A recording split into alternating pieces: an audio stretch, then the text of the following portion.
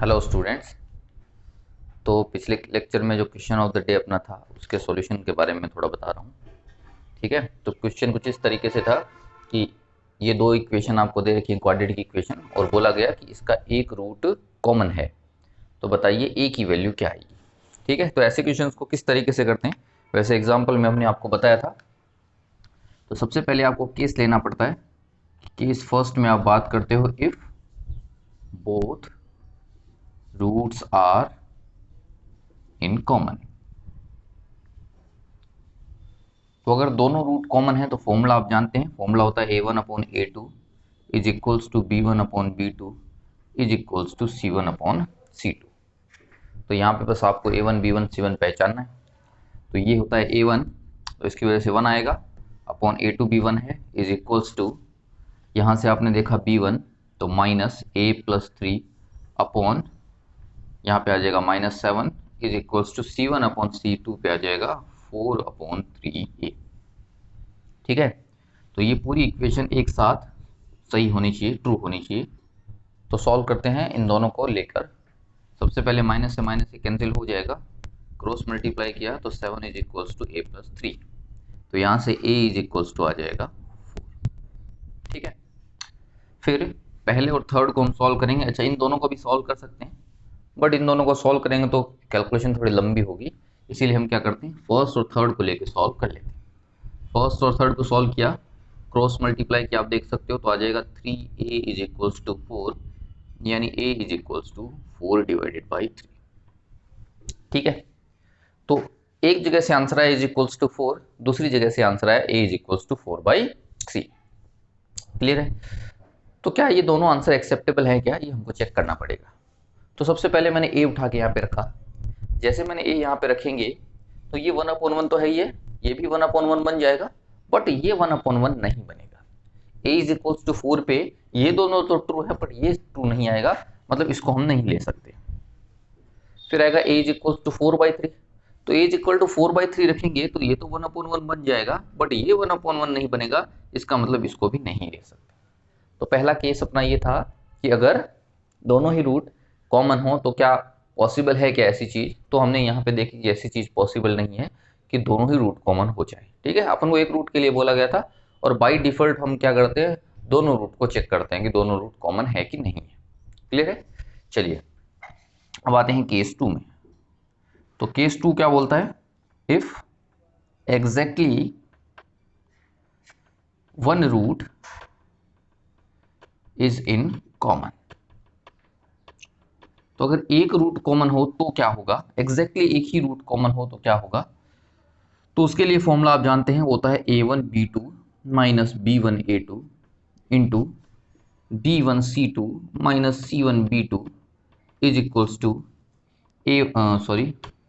c1a2 minus a1c2 whole square. तो ये formula आपको शायद याद होगा, ये फॉर्मूला होता है एक रूट कॉमन के लिए। तो वैल्यूज पुट कर देते हैं, अभी कोई दिक्कत नहीं है। सबसे पहले ऐसे करके हमने मल्टीप्लाई किया तो आ जाएगा -7, फिर इसका उल्टा मल्टीप्लाई करेंगे तो +a+3 आ जाएगा। ठीक है, इंटू b1c2, तो ये हो गया b1c2 किया तो आ गया -3a इंटू a+3। ठीक है, और माइनस c1b2, तो ये c1 है ये b2 है, c1b2 करोगे तो +28 आ जाएगा। ठीक है, इज इक्वल्स टू c1a2 किया, ये c1 ये a2 तो ये बनेगा 4, माइनस a1c2 किया तो ये हो गया a1 ये हो गया c2, तो -3a होल स्क्वायर। ठीक है, तो अभी तक तो कुछ काम हमने किया नहीं है, वैल्यूज ही पुट करी है। अब आगे अपन काम कर लेते हैं। तो सॉल्व किया तो ये बन गया a+4 और यहां से ये बन जाएगा, मल्टीप्लाई करके देखते हैं, -3a² minus 9a plus 28 is equals to, इसको भी सॉल्व कर लेते हैं। तो ये बन जाएगा 16 प्लस 9a² माइनस 4 इंटू 3 हो गया 12, और 12 को 2 से मल्टीप्लाई किया 24a। तो फॉर्मूला लगा दिया a+b होल स्क्वायर, या फिर a-b होल स्क्वायर का फॉर्मूला यूज कर लिया। क्लियर है? चलिए आगे बढ़ते हैं। फिर से मल्टीप्लाई किया, इन दोनों को मल्टीप्लाई किया तो यहाँ से मिल जाएगा -3a³, फिर आगे मल्टीप्लाई किया -9a², फिर आगे मल्टीप्लाई किया +28a। ठीक है, -4 से मल्टीप्लाई किया तो ये +12a² हो जाएगा, फिर से मल्टीप्लाई किया इधर से तो हो जाएगा +36a, फिर से मल्टीप्लाई किया तो आ जाएगा -28 × 4 112 इज इक्वल्स टू जो है ये अपने पास 16 + 9a² -24। ठीक है, तो बस कैलकुलेशन बची हुई है, एक तरफ लाके कैलकुलेशन कर लेते हैं। तो ये तो बचा रहेगा -3a³। a² की अगर मैं बात करूं तो आप यहां से देख सकते हो -9, यहां से देख सकते हो +12, दोनों को जोड़ दिया तो कितना बच गया, 3 बच गया। अभी तक हमारे पास 3 है, तो ये 3 प्लस का है, इस साइड से ये आएगा तो माइनस का 9 आ जाएगा, मतलब -6a² बच जाएगा। ठीक है, ये हो गया है, ये हो गया है, ये हो गया। अब a की बात करते हैं, 28a यहाँ पे है, 36a यहाँ पे है, और ये इधर से आएगा तो ये भी प्लस में हो जाएगा, मतलब हो जाएगा 28 पहले से था, 36 भी प्लस में है, और उधर से 24 आएगा तो भी प्लस में आ जाएगा। ठीक है, ऐड कर देते हैं, 6 और 10 8 18 और 8 88, तो ये बन जाएगा +88a, प्लस बनेगा बिल्कुल। चलिए अब आगे बढ़ते हैं। बाकी बचा कांस्टेंट, तो कांस्टेंट को ध्यान से देखिए, ये 1112 यहाँ पे कितना है नेगेटिव, ये इधर आएगा तो भी कितना बन जाएगा, नेगेटिव बन जाएगा, तो ये तो नेगेटिव में आ जाएगा 128 is equals to 0, minus common ले लिया तो बचा 3a³ + 6a² -88a + 128 is equals to 0। Clear है? चलिए आगे बढ़ते हैं। तो ये बन गई है एक क्यूबिक इक्वेशन। तो क्यूबिक इक्वेशन को सॉल्व करना शायद आपको आता होगा, इसका मेथड होता है हिट एंड ट्रायल का मेथड। तो आपको थोड़ा वैल्यूज रख के देखना होता है, 1 2 -1 ऐसे रख के देखना होता है, तो आपको आइडिया लग जाता है कि आंसर आएगा कि नहीं आएगा। ठीक है, तो x is equals to sorry a is equals to 1 अगर आप रख के देखो तो 3 + 6 होगा 9, और 128 में 9 जुड़ जाएगा, और नेगेटिव का ओनली 88 है तो 0 तो नहीं आ सकता। ठीक है, तो a इज इक्वल्स टू 1 इसमें सेटिस्फाई नहीं करेगा। अब a is equals to 2 put करके देखते हैं। 2 यहाँ पे पुट करा तो ये बन जाएगा 8 × 3 24 बन जाएगा, और यहाँ पे 4 × 6 ये भी 24 बन जाएगा, और उधर से 128 तो है ये, तो इनको ऐड कर लेते हैं। इनको ऐड किया तो कितना मिल गया, 8 + 4 + 4 तो मिल गया 16, 176। और आप ध्यान से देखिए, जब 88 को मैं 2 से मल्टीप्लाई करूंगा तो भी 176 ही आएगा। तो ये प्लस का 176 है, ये वाला माइनस का 176 है, दोनों कट के 0 बन जाएंगे। तो मतलब इसमें 2 सेटिस्फाई कर रहा है, a is equals to 2 satisfy कर रहा है, इसका मतलब a - 2 इसमें से बाहर आ जाएगा। ठीक है, ये आपने 9th क्लास में पढ़ा होगा कि अगर कोई भी वैल्यू सेटिस्फाई करती है किसी पॉलिनोमियल को तो उसका फैक्टर बाहर आ जाता है, तो a - 2 यहाँ से बाहर आ जाएगा। बचेगा क्या, बड़ी आसानी से भाग लगा के आप देख सकते हो, ये बहुत आसान तरीका होता है। क्या बचेगा ये आप चेक करने का, तो इसके लिए आप 3a³ + 6a² -88a + 128 इसमें भाग लगा सकते हो a - 2 का।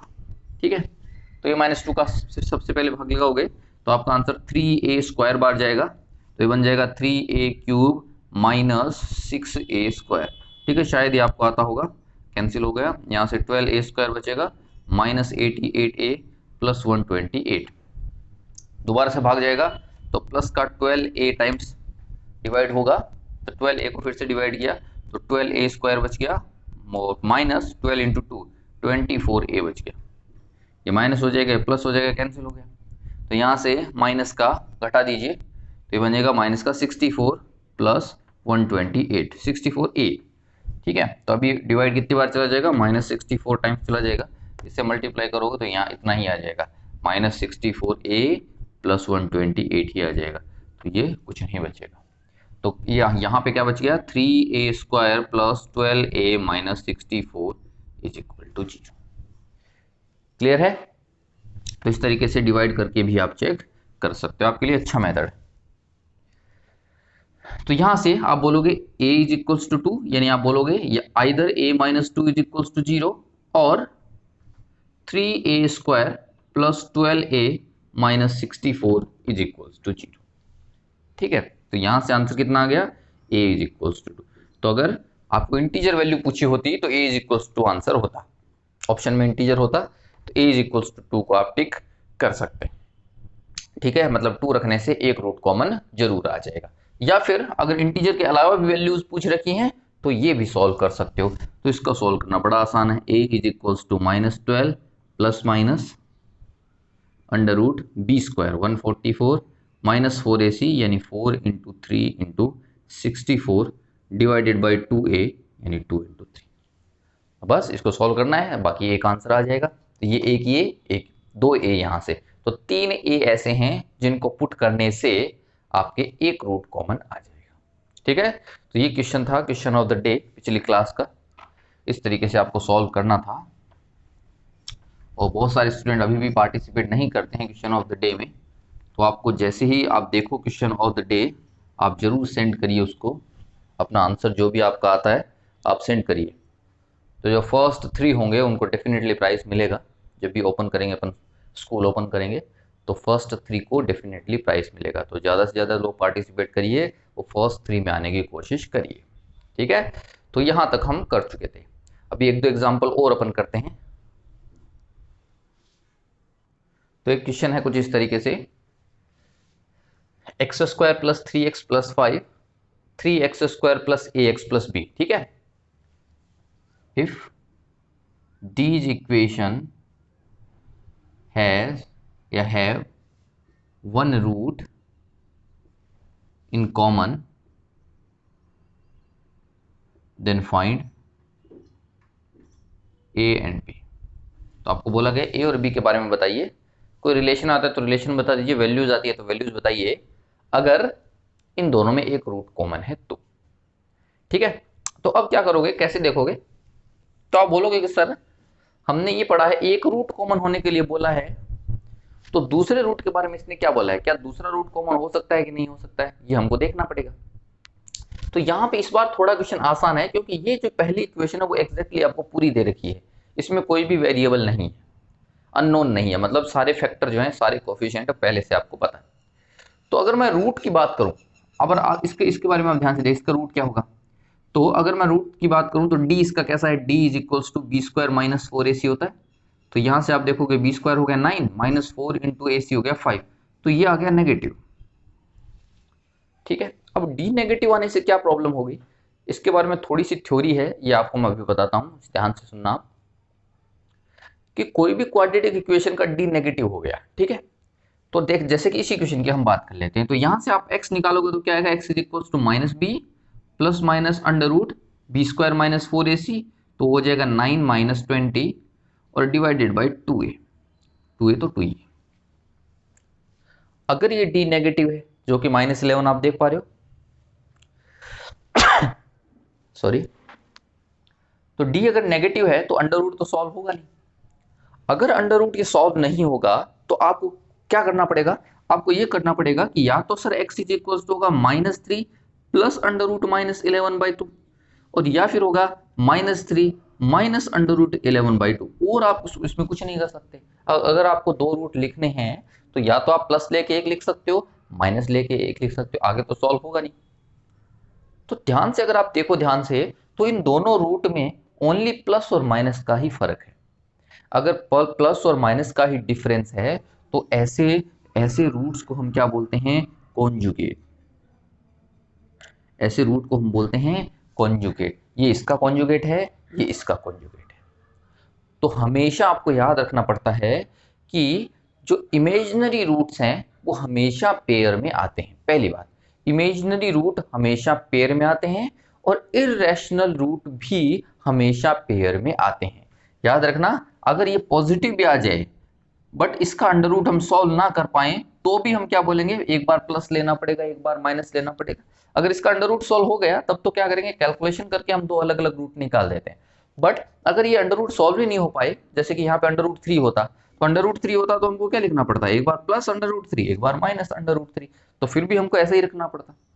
तो इस बात को हमेशा ध्यान रखना है कि इमेजिनरी रूट हमेशा पेयर में आते हैं, और जो इरेशनल रूट होते हैं वो भी हमेशा पेयर में आते हैं। एक अगर प्लस के साथ आया है तो दूसरा हमेशा क्या होगा, माइनस के साथ आएगा ही। जैसे कि मैंने बोला कि एक क्वाड्रेटिक इक्वेशन का रूट है 2 minus under root minus 5 divided by 5। मैंने बोला कि ये रूट जो है क्वाड्रेटिक इक्वेशन का रूट है, तो आप क्या बोलोगे, सर अकेला ये आ ही नहीं सकता है, इसके साथ जरूर कौन आया होगा, 2 plus under root minus 5 divided by 5। Clear है, याद रहेगा। तो आपसे आज से आपको क्या याद रखना है कि अगर इस टाइप का एक रूट है तो उस टाइप का एक रूट पक्का आपको मिलेगा। ठीक है, तो यहां से क्या साबित हुआ, यहां से ये साबित हुआ कि इसके दो रूट हैं ऐसे वाले। इसको मैं नाम देता हूं, मान लीजिए इसका नाम एक बार के लिए मैं अल्फा देता हूं, और इसको मैं क्या नाम देता हूं, बीटा। तो इसने क्या बोला है कि एक रूट इनमें से कॉमन है। तो अगर एक रूट इनमें से कॉमन है तो ध्यान से देखिए, इसका एक रूट तो अल्फा आएगा, मतलब इसका अगर इसके दोनों रूट अल्फा और बीटा है, मान लीजिए अल्फा दोनों में कॉमन था, तो इसका रूट तो अल्फा आएगा। अल्फा क्या है, -3 प्लस अंडर रूट -11/2। बात समझ में आ गई। अब मैंने आपसे बोल दिया, ये बात पूरी खत्म हो गई, हमको पता चल गया कि इस इक्वेशन का एक रूट ये है। तो अब आप क्या बोलोगे, सर ये तो कभी अकेला आता ही नहीं, ये तो एक इरेशनल रूट, इरेशनल क्या, रियल रूट ही नहीं, इमेजिनरी रूट है। तो अगर ये इमेजिनरी रूट है तो ये तो अकेला कभी आएगा ही नहीं, इसका जोड़ीदार भी इसके साथ आएगा ही आएगा। कौन सा होता है इसका जोड़ीदार, बस कुछ भी नहीं है, -3 माइनस अंडर रूट -11/2। तो ऐसा करने से आपको क्या पता चला कि सर ये दो तो वही हैं जो ये दो थे, मतलब दोनों के दोनों रूट कॉमन हो गए। अब आपको किसी ने बोला कि चलो अल्फा कॉमन नहीं है, बीटा कॉमन है। बीटा अगर कॉमन है तो इसका रूट भी ये बीटा तो होगा ही होगा। अब क्योंकि ये भी अकेला नहीं आता है, ये तो इसी के साथ आता है, इसीलिए फिर से हमको क्या पता चला कि ये दोनों के दोनों रूट आने चाहिए। तो कुल मिला के बात ये हो गई कि ऐसा रूट कभी अकेला आता ही नहीं है, तो वो अकेला कॉमन हो ही नहीं सकता है।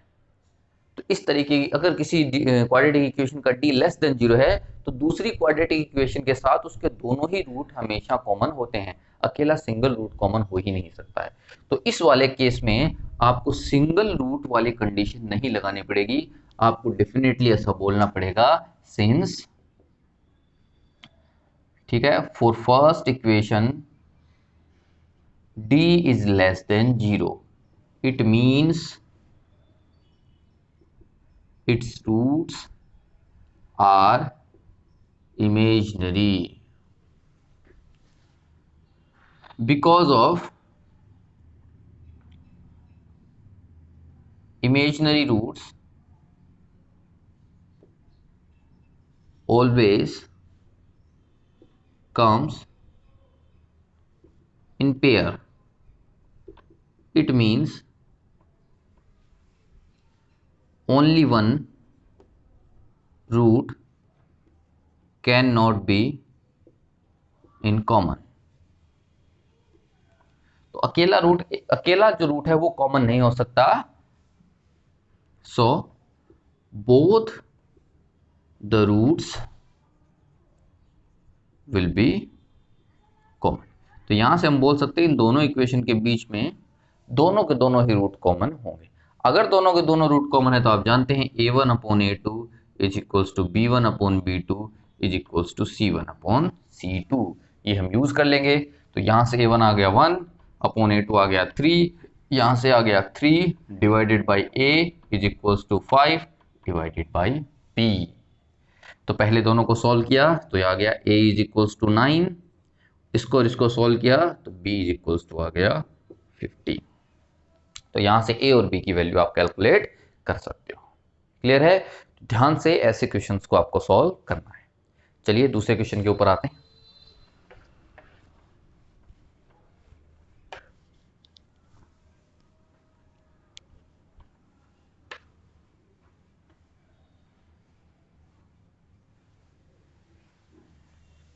ठीक है, अगला क्वेश्चन है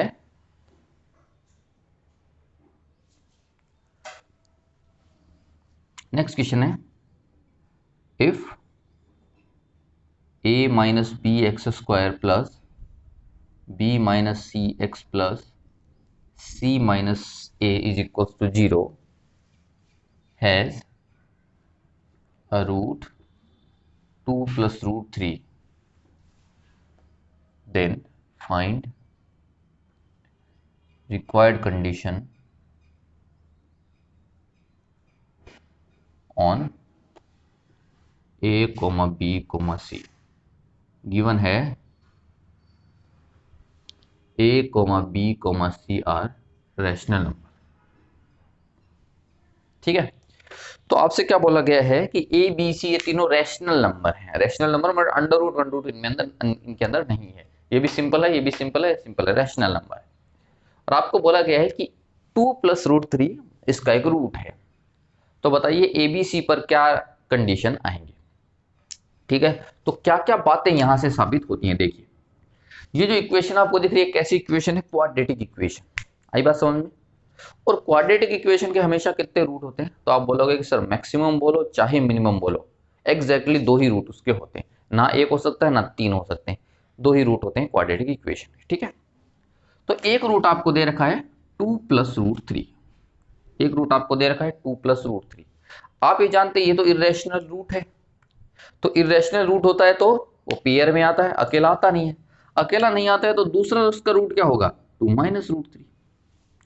बीच में यहाँ पे प्लस की बजाय क्या आ जाएगा, माइनस। कौन सा फॉर्मूला, -b + -1, ये -b रहा होगा, प्लस माइनस ये √d रहा होगा, इस तरीके से। तो ये प्लस और माइनस दूसरा है, 2 रूट आपको समझ में आ गया। और तीसरा ध्यान से देखिए, अगर मैं रखता हूं x = 1, इस पूरी इक्वेशन में x = 1 रख देता हूं, तो आप क्या बोलोगे, a - b + b - c + c - a, वो भी कितना आ जाएगा, 0। ये सब कैंसिल होकर 0 आ जाएगा। इसका मतलब क्या है, x = 1 सेटिस्फाई। अगर x = 1 सेटिस्फाई करता है, कोई भी किसी इक्वेशन को सेटिस्फाई करता है तो उसका रूट होता है। तो इसका मतलब तीसरा रूट इसका कौन आ गया है, 1।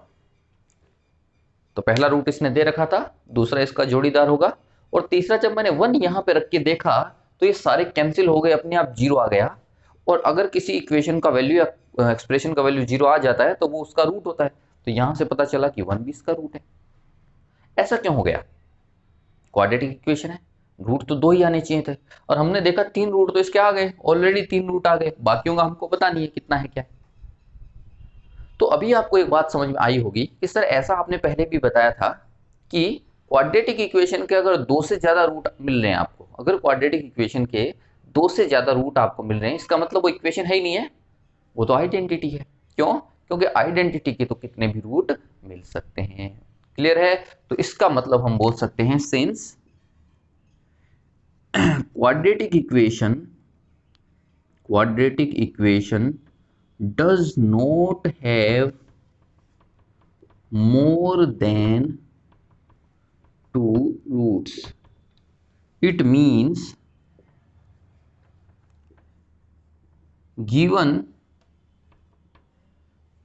expression is not equation, it is an identity। तो आइडेंटिटी के इनफाइनाइट रूट हो सकते हैं, हर एक x के लिए वो सेटिस्फाई करती है। और आइडेंटिटी में, in identity we can compare coefficients. तो कोफिशिएंट्स को कंपेयर करा सकते हैं। तो इधर 0 है, इधर मतलब x² का कोफिशिएंट इधर तो a - b है, और इधर क्या है 0, इधर x का कोफिशिएंट b - c है, इधर क्या है 0, इधर कांस्टेंट c - a है, उधर क्या है 0। तो कोफिशिएंट्स को कंपेयर कराया तो पता चला a - b = 0, b - c = 0 और c - a = 0, यानी a = b आ गया और = c आ गया। तो यहां से पता चलेगा a = b = c। क्लियर है। तो इस तरीके से ऐसे क्वेश्चंस आपको सॉल्व करने हैं। चलिए आगे बढ़ते हैं अपन। तो अभी आते हैं अपन क्वेश्चन ऑफ द डे पे। तो ये क्वेश्चन ऑफ द डे आपका, इसको सॉल्व करना आपको और सेंड करना है। इसमें बोला गया है if alpha is the root of equation this then reduce alpha raise to the power 4 + 7 alpha cube + 3 alpha + 5 in a linear expression of alpha. ठीक है, तो ये मैंने आपको बता रखा है कि कैसे करते हैं। तो इसमें आपको यही करना है कि अल्फा अगर इसका रूट है तो इस एक्सप्रेशन को, अल्फा की पावर 4 के एक्सप्रेशन को मैं अल्फा के लीनियर में कैसे कन्वर्ट कर सकता हूं, ये बस आपको बताना है। क्या इसका आंसर आएगा फाइनली, यही आपको बताना है। ठीक है, तो सबसे पहले आपको सॉल्यूशन करना है। इसका सॉल्यूशन करके जो आपका आंसर है उसको ऐसे लिखना है, answer is equals to this, और फिर आपको नेम और आपका बैच भेज देना है। तो ऐसे करके आपको सेंड कर देना है, जिससे हम पहचान लेंगे कि कौन सा आंसर सही होगा। ठीक है, चलिए आगे आते हैं। आपने नोट कर लिया होगा शायद। तो इसके बाद एक आधा एग्जाम्पल अपन सॉल्व करने वाले हैं। उसमें कुछ स्टूडेंट्स को प्रॉब्लम हो रही है, डाउट में पूछ रहे हैं। क्या चीज़ है ये देखिए, आपको ऐसे पूछा जाता है कि वो इक्वेशन बताइए, फाइंड इक्वेशन विद रूट्स 2 1/2 -5। ऐसे पूछ लिया आपसे कि वो इक्वेशन बताइए जिसके रूट हो 2 1/2 और -5। तो इसके 3 रूट है, तो डेफिनेटली क्वाड्रेटिक इक्वेशन तो नहीं है ये। तो ये क्यूबिक इक्वेशन बनेगी, ये हमको पता है पहले से, क्योंकि इसके रूट 3 आ गए हैं। ठीक है, तो ऐसे क्वेश्चंस को करना बहुत आसान होता है। बस आपको एक ही बात याद रखनी है। ठीक है, क्या, जैसे हम ऐसा बोलते थे कि कोई भी क्वाड्रेटिक इक्वेशन होती है ax² + bx + c। ठीक है, तो उसको हम कैसे लिख पाते थे, a × x - alpha x - beta. तो अगर अपने पास रूट है तो उसको हम इस तरीके से लिख सकते हैं। ठीक है, तो अगर तीनों रूट हमको दे रखे हैं तो हम क्वाड्रेटिक उस इक्वेशन को कैसे लिख सकते हैं। वो क्वाड्रेटिक तो नहीं होगी, कोई भी इक्वेशन होगी उसको हम कैसे लिख पाएंगे, पहला x माइनस पहला रूट यानी 2 इंटू x माइनस दूसरा रूट यानी 1/2 इंटू x माइनस तीसरा रूट यानी x + 5 इज इक्वल्स टू में कितना, 0। बस ऐसा क्वेश्चन जब भी आपको दिखे बस इस तरीके से लिख दीजिए और अपने आप सॉल्व कर दीजिए आगे। तो इसको सॉल्व करेंगे तो कितना आ जाएगा, इन दोनों को सॉल्व करके देख सकते हैं। ठीक है, एलसीएम लेके सॉल्व कर दो या बाद में सॉल्व कर दो। 2 एलसीएम लेके सॉल्व करोगे तो भी यहाँ पे कितना मिल जाएगा आपको, 2x + 1 यानी x - 2, ये बन जाएगा 2x - 1/2 और ये बन जाएगा x + 5 इज इक्वल्स टू 0। ये 2 को हमने उधर भेज दिया तो वो 0 ही बन जाएगा। अब मल्टीप्लाई कर दीजिए, तो इन दोनों को मल्टीप्लाई किया तो कितना मिलेगा आपको, ये मिल जाएगा 2x², फिर इधर से मिलेगा -x, इधर से मिलेगा 4x, तो माइनस का 5x हो जाएगा और इधर से प्लस का 2 मिल जाएगा, इनटू में हो जाएगा x + 5 इज इक्वल्स टू 0।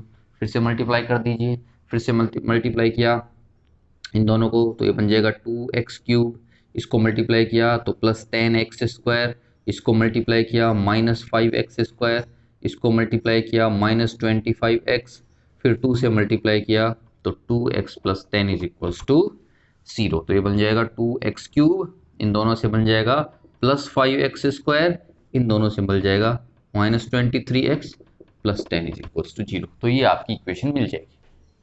ठीक है, इस तरीके से आपको काम करना होता है। जब भी 3 रूट दिए होते हैं, 2 रूट दिए होते हैं, तो हमेशा ही आपको ऐसे ही काम करना है। क्लियर है, तो ऐसे क्वेश्चंस को आपको डाउट में नहीं लाना है और इस तरीके से सॉल्व करना है। ठीक है, तो अगला अपना पॉइंट है, ठीक है, second method for common root. ठीक है, वो अगली क्लास में अपन देखने वाले हैं और आपको ध्यान से यहाँ तक कर लेना है। और शीट आपको जरूर सॉल्व करनी है। जो भी होमवर्क आपको मिलता है असाइनमेंट में से, वो होमवर्क आपको डेली बेसिस पे सॉल्व करना है। जो भी आपको डेली असाइनमेंट मिलेगा उसको आपको सॉल्व करना है और ग्रुप में सेंड करना है। बहुत कम स्टूडेंट इसको सेंड करते हैं, तो अभी से आपको पक्का रोज सबको सेंड करना है असाइनमेंट। क्लियर है, ओके।